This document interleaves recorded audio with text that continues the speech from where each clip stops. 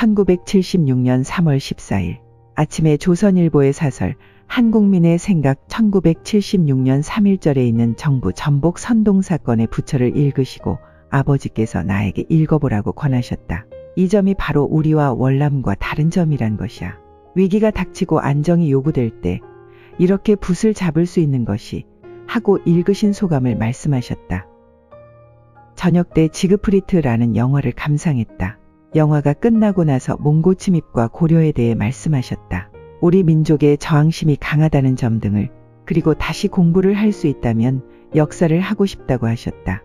아무리 바빠도 저녁 때 라디오 방송으로 나오는 이선근 박사의 역사 이야기를 일단 듣기 시작하면 끝까지 들어야만 하신다는 말씀이다. 1976년 3월 17일 아버지께 뜰에 진달래가 몇 송이 피었다고 말씀드리니 며칠 전 이미 한 송이 피었던 것을 이야기하시며 마치 병아리 한 마리가 따뜻한 줄 알고 고개를 쑥 내밀었다가 또 추워지니까 들어가지도 못하고 밖에 남아있는 것 같은 인상을 받으셨다고 하셨다. 어떻게 그런 희한한 비유를 하시게 되었는지 웃음이 나온다. 진달래 한 송이를 보고 문득 병아리 한 마리를 생각하시는 천진한 아버지의 마음, KBS 인형극 삼국통일을 그토록 흥미있게 보시던 모습이 연상된다. 내가 채널을 돌리니까 그대로 보자고 우기시던 모습도. 1978년 1월 6일 사치는 파멸로 향하고 있다는 가장 뚜렷한 증거이다. 마음을 채울 것, 정신적으로 가질 것, 기댈 것이 없으니 자꾸 많은 물질을 갖고자 하며 결국 그 물질에 의지하여 살아가고 있다는 증거이다.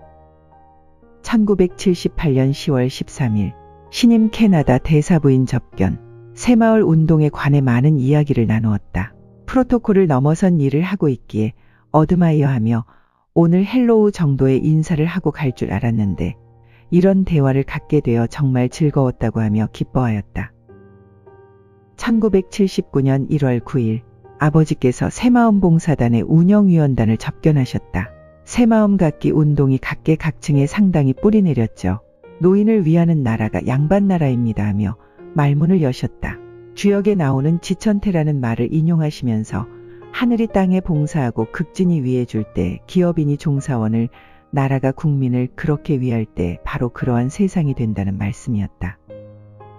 1979년 1월 26일 만여 년 전 사람이 개를 안고 있는 화석이 발견되었다는 데 대해 무척 흥미를 느끼셨던 것 같다.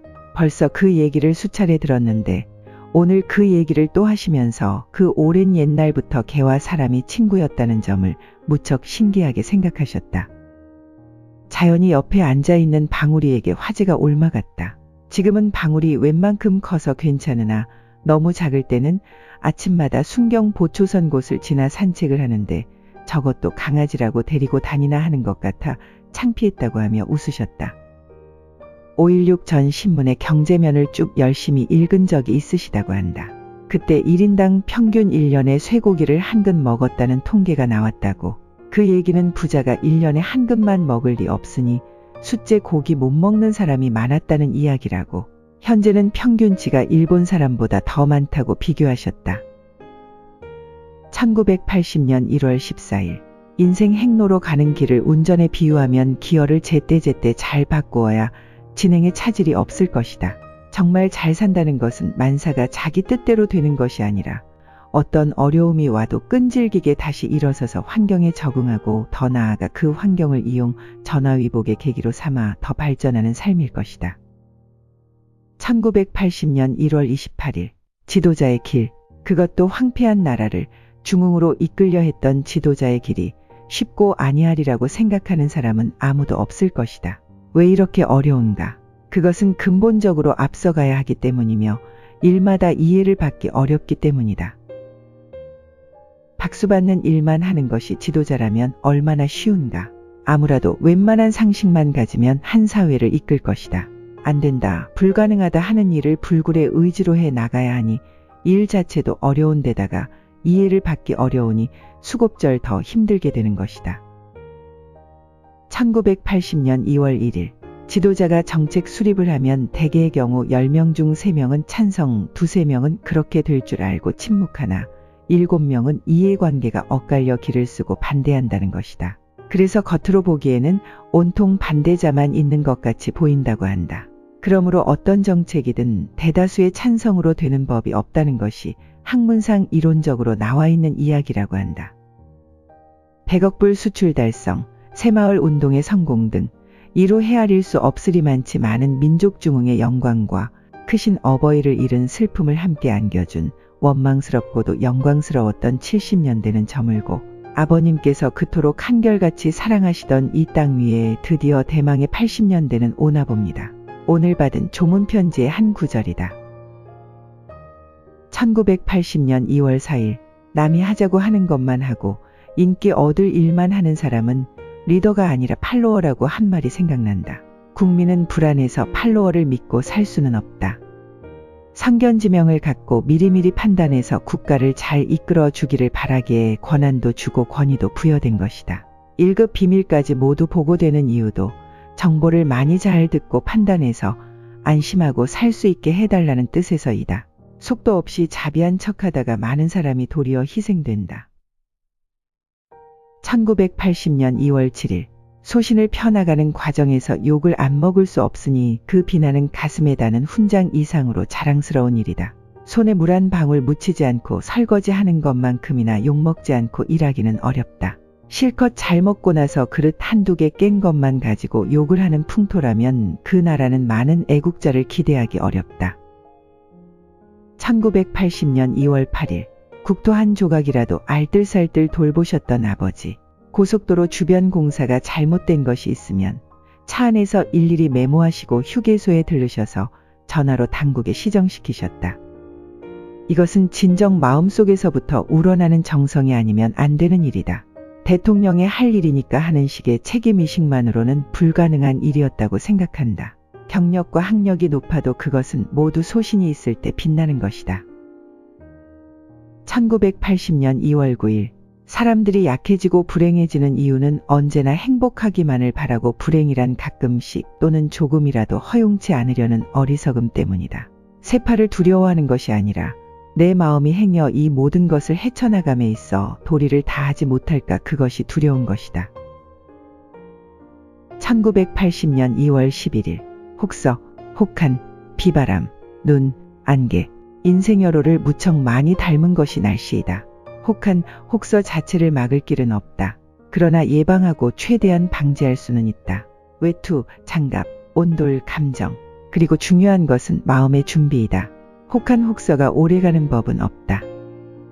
무엇이든지 극에 달했다 함은 그 생명이 오래가지 않을 것임을 예시한다. 한겨울에 봄이 올 것이라고 느끼기는 어려우나 봄은 어김없이 찾아온다. 왜냐하면 오게 되어 있으니까. 1980년 2월 12일 오늘 새마을 지도자 한 분을 만났다. 어느 교수가 새마을 연수에 왜 아버지 어록을 많이 인용하여 교육하는가 하고 항의식으로 얘기한 데 대해 이렇게 답했다고 한다. 당신들은 부잣집에 태어나 좋은 교육받고 유학하고 어느 대통령이 되든 비판이나 하고 말면 될지 모르나 새마을 지도자나 농민에게 있어서는 보통 대통령이 아니고 신적 지주다. 불교를 믿건 예수님을 믿건 자유지만 남의 종교도 인정하고 존중해 줘야 하는 이치와 같지 않은가 하고 1980년 2월 15일 아버지 돌아가신 후 주한 일본 특파원들이 부인들을 통해 짧은 한국말로 시장에서 여론조사를 했다고 한다. 많은 상인들이 그토록 애통해하면서 우리들 걱정까지 했다고 한다. 앞으로 어떻게 사느냐고. 자판 생선 가게를 하는 한 아주머니는 내 영감이 죽었어도 이렇게 울진 않았다고 하면서 아직도 울더라고 한다. 1980년 2월 28일 아버지를 2번 뵈었는데 적다면 적은 횟수이나 그 인상이 너무 깊어 추모의 정을 금할 수 없다고 후쿠다 스네아리 씨는 회고했다. 나를 일본에 초대하여 추모회 갖기를 큰 기쁨으로 고대하겠다면서 키가 작은 그 일본 평론가는 한 번은 오찬 때 아버지로부터 내가 이분을 좋아하는데 이유는 나와 키나 몸집이 같기 때문이라는 농담을 들었다고.